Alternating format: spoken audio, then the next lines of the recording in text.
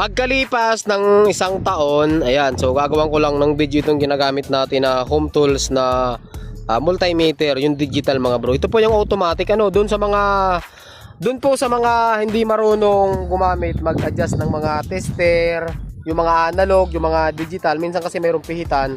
Dapat ganitong klaseng mga bro, ganitong klaseng tester yung gamitin nyo dahil ito po ay automatic na nag-a-adjust. Ayan o. Wala na kayong ibang pipindutin dito, i-on nyo lang to. Ayan, pag in-on nyo na, kung ano man yung i-check no, kung nakita nyo yan, ayan o, AC, DC, ohms, ayan yung NCV at saka yung buzzer kung continuity lang yung chinecheck nyo, automatic po itong nag-a-adjust. Kaya napakaganda niyang gamitin mga bro. Ang maganda dito, mayroon siyang flashlight, may ilaw siya dito, tapos pwede siya mag-detect, kung isang linya ay putol, halimbawa AC, tumutunog po ito. So meron tayong demo nito sa YouTube, sa Facebook, at dito sa TikTok meron tayong tutorial kung paano gamitin or i-operate yung ganitong klaseng tester.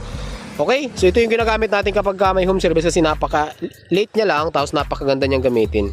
Okay, so dun sa mga gusto mag-order ng ganitong klaseng tester, ayan, iiwan ko yung link dyan sa Yellow Basket. I-check out nyo na lang mga bro, murang-mura lang po ito. Ako na nagsasabi sa inyo, matagal na akong gumagawa ng electrical at saka mga wiring ng motor. Hindi kayo magsisisi kapag ganitong tester yung ginamit nyo.